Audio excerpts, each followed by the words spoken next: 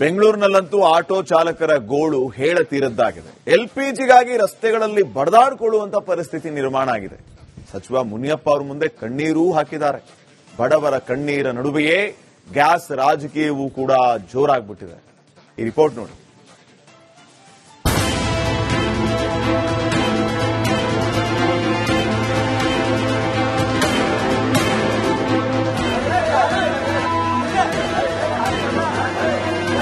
Gas gas gas ಹಳ್ಳಿಯಿಂದ ఢిಲ್ಲಿವರೆಗೂ ಯಾವ area ನೋಡಿದ್ರೂ ನಮಗೆ ಗ್ಯಾಸ್ ಬರವೇ ಕಣ್ಣಿಗೆ ರಾಜುತ್ತಿದೆ. ಗೃಹ ಬಳಕೆ ಸಿಲಿಂಡರ್ಗಳ ಪರದಾಟ ಸ್ವಲ್ಪ ತಪ್ಪಿದ್ರೂ ಕಮರ್ಷಿಯಲ್ ಆಟೋ ಗ್ಯಾಸ್ನ ಬರ ಇನ್ನೂ ನೀಗಿಲ್ಲ. ರಾಜಧಾನಿ ಬೆಂಗಳೂರಿನಲ್ಲಂತೂ ಚಾಲಕರ ಆಕ್ರೋಶ ಕಟ್ಟೆಯೊಡೆದಿದ್ದು ಸರ್ಕಾರದ ಮೇಲಿನ ಕಿಚ್ಚನ್ನ ಸಿಕ್ಕವರ ಮೇಲೆ ತೀರಿಸಿಕೊಳ್ತಿದ್ದಾರೆ. ಆಟೋ ಗ್ಯಾಸ್ಗಾಗಿ ಚಾಲಕರ ಹೊಡೆದಾಟ. ಸಚಿವ ಮುನಿಯಪ್ಪ ಮುಂದೆ ಬಡವರ ಕಣ್ಣೀರು. ರಾಜಧಾನಿ ಬೆಂಗಳೂರಲ್ಲಿ ಆಟೋ ಗ್ಯಾಸ್ಗೆ ಪರದಾಟ ಮುಂದುವರಿದಿದೆ. ಎಲ್ಪಿಜಿ ಸಿಗದೆ ಚಾಲಕರು ಕಂಗಾಲಾಗಿದ್ದಾರೆ. ರಾಜಾಜಿನಗರದಲ್ಲಿ ಆಟೋ ಚಾಲಕರು ಕಿಲೋಮೀಟರ್ ಗಟ್ಟಲೆ ಸಾಲುಗಟ್ಟಿ ನಿಂತಿದ್ದರು. ಈ ವೇಳೆ ಮತ್ತೊಬ್ಬ ಆಟೋ ಚಾಲಕ ಸಾಲಿನಲ್ಲಿ ಆಟೋ ತೂರಿಸಲು ಮುಂದಾಗಿದ್ದ. ಅಷ್ಟೇ, ಮುಂದೆ ನಡೆದಿದ್ದು ಮಹಾಭಾರತ.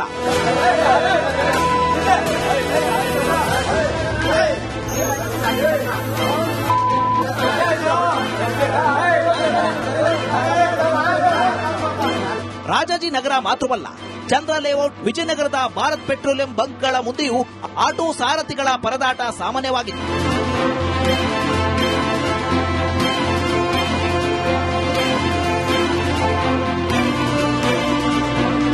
ಇಂದು ಬೆಳಗ್ಗೆ ಬೆಂಗಳೂರಿನ ಸಚಿವ ಮುನಿಯಪ್ಪ ನಿವಾಸಕ್ಕೆ ಆಟೋ ಚಾಲಕರು ದಾಂಗುಡಿ ಇಟ್ಟಿದ್ರು. ಆಟೋ ಗ್ಯಾಸ್ ಬೆಲೆ ಏರಿಕೆ, ಗ್ಯಾಸ್ ಸಮಸ್ಯೆಯ ಬಗ್ಗೆ ಅಲವತ್ತುಕೊಂಡ್ರು. ಆಟೋ ಚಾಲಕರ ಮನವಿ ಆಲಿಸಿದ ಸಚಿವರು ಏಪ್ರಿಲ್ 10 ಗಡುವು ಕೇಳಿದ್ರು. ಪ್ರೈವೇಟ್ ಅವರು ಸ್ವಲ್ಪ ರೇಟ್ ಜಾಸ್ತಿ ಮಾಡಿದ್ದಾರೆ ಅಂತ ಹೇಳಿದರೆ ಅದು ನನ್ನ ಗಮನಕ್ಕೆ ಬಂದಿದೆ. ನಾನು ಸಂಬಂಧಪಟ್ಟ ಅಧಿಕಾರಿಗಳ ಮಧ್ಯಾಹ್ನ ಮಾತಾಡ್ತೀನಿ. ನಾನು 10ನೇ ತಾರೀಕು ಒಂದು ಮೀಟಿಂಗ್ ಕರೆದು ಇದಕ್ಕೆ ಸಾಲ್ವ್ ಮಾಡಕ್ಕೆ ಪ್ರಯತ್ನ ಮಾಡ್ತೀನಿ. ಅವರ ಜೀವನ ಇದ್ರ ಮೇಲೆ ಅವಲಂಬಿಸಿದೆ. ಅದರಿಂದ ಬಹಳ ಮುಖ್ಯವಾದ್ದು, ಬಹಳ ಪ್ರಯಾರಿಟಿ ಕೆಲಸ. ಈ ಕೆಲಸ ನಾನು ಮಾಡ್ತೀನಿ. ನೀವು ಹೆಂಗಾದ್ರೂ ಇದ್ಕೊಳ್ಳಿ, ನೀವೇನೋ ಮಾಡ್ಕೊಳ್ಳಿ, ನಮ್ಗೆ ಎಲೆಕ್ಷನ್ ಆಗಬೇಕು, ಎಲೆಕ್ಷನ್ ಆಗೋವರೆಗೂ ನಾವು ಹಿಂಗೇನೆ ಎಷ್ಟೇನೆ ಅಂತ ಹೇಳ್ತಾರೆ ಅವರು. ಸೊ ನಮ್ಮ ಚಾಲಕರು ರೋಡ್ ಗ್ಯಾಸ್ ರೇಟ್ ಬಂದು 55 ರೂಪಾಯಿ ಏಕಾಏಕಿ 135 ರೂಪಾಯಿ ಆಯ್ತು ಅಂದ್ರೆ ಹೆಂಗಾಗುತ್ತೆ?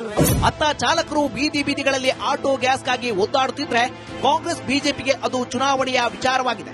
ಕಾಂಗ್ರೆಸ್ ಕೇಂದ್ರದ ಮೇಲೆ ಗೂಬೆ ಕೂರಿಸಿದ್ರೆ ಕೇಸರಿ ಮುಖಂಡರು ನೀವೇನು ಮಾಡ್ತಿದ್ದೀರಾ ಎಂದು ಪ್ರಶ್ನಿಸಿದ್ದಾರೆ. ಒಂದು ರಾಜ್ಯಕ್ಕೆ ಕೊಡಬೇಕಾದಂತ ಅಲಾಟ್ಮೆಂಟ್ ಅನ್ನ ಕೊಡಬೇಕಲ್ಲ, ಇದು ಎಲ್ಲರಿಗೂ ಅರ್ಥ ಆಗುತ್ತೆ. ಒಂದಿಷ್ಟು ತೊಂದರೆ ಆಗಿದೆ. ಇರಾನ್, ಅಮೆರಿಕ, ಇಸ್ರೇಲ್ ವಾರ್ ಇಂದ ತೊಂದರೆ ಆಗಿದೆ ಅನ್ನೋದು ಎಲ್ಲರಿಗೂ ಅರ್ಥ ಆಗುತ್ತೆ. ಆದ್ರೆ ಕನಿಷ್ಠ ನಮಗೆ ಕೊಡಬೇಕಾದದ್ದನ್ನಾದ್ರೂ ಕೊಡಬೇಕಲ್ಲ. ಅಭಾವ ಅಥವಾ ಇಂಥ ಯುದ್ಧದ ಸಮಯದಲ್ಲೂ ಭಾರತ ಸರ್ಕಾರ ಎಷ್ಟು ಉತ್ತಮವಾಗಿ ನಿರ್ವಹಣೆಯನ್ನು ಮಾಡ್ತಿರುವಂತದನ್ನ ಎಲ್ಲರೂ ಮೆಚ್ಚುಗೆಯನ್ನು ವ್ಯಕ್ತಪಡಿಸಿದ್ದಾರೆ. ಈ ದಿಕ್ಕಿನಲ್ಲಿ ಇವತ್ತು ತುಂಬಾ ಗ್ರಾಹಕರಿಗೆ ಒಂದಿಷ್ಟು ಕೊರತೆಗಳು ಕಾಣ್ತಿರುವಂತದ್ದು ನಾವು ಕೇಳ್ಪಡ್ತಾ ಇದ್ದೀವಿ. ಆದರೆ ಮುಖ್ಯವಾಗಿ ಈ ರಾಜ್ಯದಲ್ಲಿ ಏನೊಂದು ಅಂಕಿಅಂಶಗಳು, ಏನೇ ಗೃಹ ಸಚಿವರು ಅಥವಾ ಮುಖ್ಯಮಂತ್ರಿಗಳು ಮಾತಾಡ್ತಿರ್ಬೇಕಾದ್ರೆ ಅಂಕಿಅಂಶದಲ್ಲೇ ಮಾತಾಡಲಿ. ಎಷ್ಟು ಸಪ್ಲೈ ಆಗ್ತಿದೆ, ಎಷ್ಟು ಬರಬೇಕಿತ್ತು, ಎಷ್ಟು ಬರ್ತಿಲ್ಲ, ಎಷ್ಟು ಸಪ್ಲೈ ಆಗ್ತಿತ್ತು, ಎಷ್ಟು ಸಪ್ಲೈ ಆಗ್ತಿರ್ಲಿಲ್ಲ, ಅಂಕಿಅಂಶದಲ್ಲೇ ಮಾತಾಡಲಿ. ಇವತ್ತು ಅಂಕಿಅಂಶಗಳು ಏನ್ ಬರ್ತಿದೆ, ಏನ್ ಬಳಕೆ ಆಗ್ತಿತ್ತು, ಏನ್ ಕೊಡ್ತಿದ್ರು, ಮಾಡ್ತಿದ್ರು, ಅಂಕಿಅಂಶಗಳಿದೆ. ರಾಜ್ಯದಲ್ಲಿ ಬೈ ಎಲೆಕ್ಷನ್ ಇರೋ ಕಾರಣ ಸಚಿವ ಮುನಿಯಪ್ಪ ಬೀಸೋ ದೊಣ್ಣೆಯಿಂದ ತಪ್ಪಿಸಿಕೊಳ್ಳೋ ಆಟ ಆಡ್ತಿದ್ದಾರೆ. ಆಟೋ ಚಾಲಕರು ಏಪ್ರಿಲ್ 10ರಂದು ನಡೆಯುತ್ತೆ ಅನ್ನಲಾಗ್ತಿರೋ ಅಧಿಕಾರಿಗಳ ಸವಿಯತ್ತ ನೋಡ್ತಿದ್ದಾರೆ. Bureau report, republic Kannada. ಬೆಂಗಳೂರಿನಲ್ಲಂತೂ ಆಟೋ ಚಾಲಕರ ಗೋಳು ಹೇಳತೀರದ್ದಾಗಿದೆ. ಎಲ್ಪಿಜಿಗಾಗಿ ರಸ್ತೆಗಳಲ್ಲಿ ಬಡದಾಡಿಕೊಳ್ಳುವಂತ ಪರಿಸ್ಥಿತಿ ನಿರ್ಮಾಣ ಆಗಿದೆ. ಸಚಿವ ಮುನಿಯಪ್ಪ ಅವರ ಮುಂದೆ ಕಣ್ಣೀರೂ ಹಾಕಿದ್ದಾರೆ. ಬಡವರ ಕಣ್ಣೀರ ನಡುವೆಯೇ ಗ್ಯಾಸ್ ರಾಜಕೀಯವೂ ಕೂಡ ಜೋರಾಗ್ಬಿಟ್ಟಿದೆ. ಈ ರಿಪೋರ್ಟ್ ನೋಡಿ.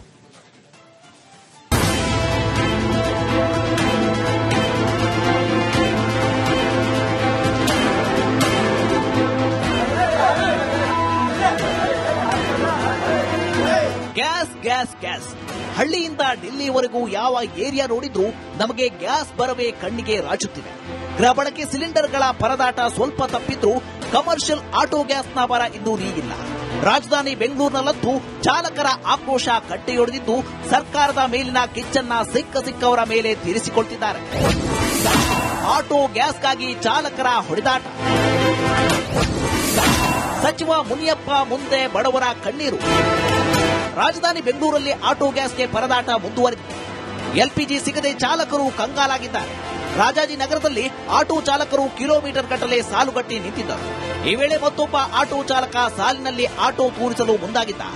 ಅಷ್ಟೇ, ಮುಂದೆ ನಡೆದಿದ್ದು ಮಹಾಭಾರತ.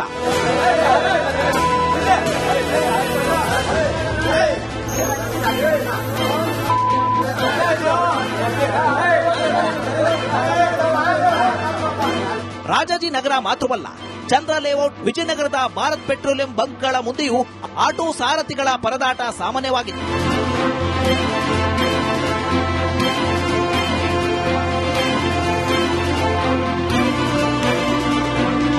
ಇಂದು ಬೆಳಗ್ಗೆ ಬೆಂಗಳೂರಿನ ಸಚಿವ ಮುನಿಯಪ್ಪ ನಿವಾಸಕ್ಕೆ ಆಟೋ ಚಾಲಕರು ದಾಂಗುಡಿ ಇಟ್ಟಿದ್ರು. ಆಟೋ ಗ್ಯಾಸ್ ಬೆಲೆ ಏರಿಕೆ, ಗ್ಯಾಸ್ ಸಮಸ್ಯೆಯ ಬಗ್ಗೆ ಅಲವತ್ತುಕೊಂಡ್ರು. ಆಟೋ ಚಾಲಕರ ಮನವಿ ಆಲಿಸಿದ ಸಚಿವರು ಏಪ್ರಿಲ್ 10 ಗಡುವು ಕೇಳಿದ್ರು.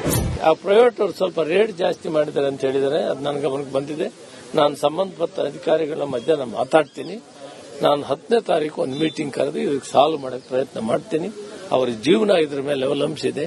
ಅದರಿಂದ ಬಹಳ ಮುಖ್ಯವಾದ್ದು, ಬಹಳ ಪ್ರಯಾರಿಟಿ ಕೆಲಸ. ಈ ಕೆಲಸ ನಾನು ಮಾಡ್ತೀನಿ. ನೀವು ಹೆಂಗಾದ್ರೂ ಇದ್ಕೊಳ್ಳಿ, ನೀವೇನೋ ಮಾಡ್ಕೊಳ್ಳಿ, ನಮ್ಗೆ ಎಲೆಕ್ಷನ್ ಆಗಬೇಕು, ಎಲೆಕ್ಷನ್ ಆಗೋವರೆಗೂ ನಾವು ಹಿಂಗೇನೆ ಎಷ್ಟೇನೆ ಅಂತ ಹೇಳ್ತಾರೆ ಅವರು. ಸೊ ನಮ್ಮ ಚಾಲಕರು ರೋಡ್ ಕೇಳೋರಿಲ್ಲ. ಗ್ಯಾಸ್ ರೇಟ್ ಬಂದು 55 ರೂಪಾಯಿ, ಏಕೆ 135 ರೂಪಾಯಿ ಆಯ್ತು ಅಂದ್ರೆ ಹೆಂಗಾಗುತ್ತೆ? ಅತ್ತ ಚಾಲಕರು ಬೀದಿ ಬೀದಿಗಳಲ್ಲಿ ಆಟೋ ಗ್ಯಾಸ್ಗಾಗಿ ಒದ್ದಾಡುತ್ತಿದ್ರೆ ಕಾಂಗ್ರೆಸ್ ಬಿಜೆಪಿಗೆ ಅದು ಚುನಾವಣೆಯ ವಿಚಾರವಾಗಿದೆ. ಕಾಂಗ್ರೆಸ್ ಕೇಂದ್ರದ ಮೇಲೆ ಗೂಬೆ ಕೂರಿಸಿದ್ರೆ ಕೇಸರಿ ಮುಖಂಡರು ನೀವೇನು ಮಾಡ್ತಿದ್ದೀರಾ ಎಂದು ಪ್ರಶ್ನಿಸಿದ್ದಾರೆ. ಒಂದು ರಾಜ್ಯಕ್ಕೆ ಕೊಡಬೇಕಾದಂತ ಅಲಾಟ್ಮೆಂಟ್ ಅನ್ನ ಕೊಡಬೇಕಲ್ಲ, ಇದು ಎಲ್ಲರಿಗೂ ಅರ್ಥ ಆಗುತ್ತೆ. ಒಂದಿಷ್ಟು ತೊಂದರೆ ಆಗಿದೆ. ಇರಾನ್, ಅಮೆರಿಕ, ಇಸ್ರೇಲ್ ವಾರ್ ಇಂದ ತೊಂದರೆ ಆಗಿದೆ ಅನ್ನೋದು ಎಲ್ಲರಿಗೂ ಅರ್ಥ ಆಗುತ್ತೆ. ಆದ್ರೆ ಕನಿಷ್ಠ ನಮಗೆ ಕೊಡಬೇಕಾದದ್ದನ್ನಾದ್ರೂ ಕೊಡಬೇಕಲ್ಲ. ಅಭಾವ ಅಥವಾ ಇಂಥ ಯುದ್ಧದ ಸಮಯದಲ್ಲೂ ಭಾರತ ಸರ್ಕಾರ ಎಷ್ಟು ಉತ್ತಮವಾಗಿ ನಿರ್ವಹಣೆಯನ್ನು ಮಾಡ್ತಿರುವಂತದನ್ನ ಎಲ್ಲರೂ ಮೆಚ್ಚುಗೆಯನ್ನು ವ್ಯಕ್ತಪಡಿಸಿದ್ದಾರೆ. ಈ ದಿಕ್ಕಿನಲ್ಲಿ ಇವತ್ತು ತುಂಬಾ ಗ್ರಾಹಕರಿಗೆ ಒಂದಷ್ಟು ಕೊರತೆಗಳು ಕಾಣ್ತಿರುವಂತದ್ದು ನಾವು ಕೇಳ್ಪಡ್ತಾ ಇದ್ದೀವಿ. ಆದರೆ ಮುಖ್ಯವಾಗಿ ಈ ರಾಜ್ಯದಲ್ಲಿ ಏನೊಂದು ಅಂಕಿಅಂಶಗಳು, ಏನೇ ಗೃಹ ಸಚಿವರು ಅಥವಾ ಮುಖ್ಯಮಂತ್ರಿಗಳು ಮಾತಾಡ್ತಿರ್ಬೇಕಾದ್ರೆ ಅಂಕಿಅಂಶದಲ್ಲೇ ಮಾತಾಡಲಿ.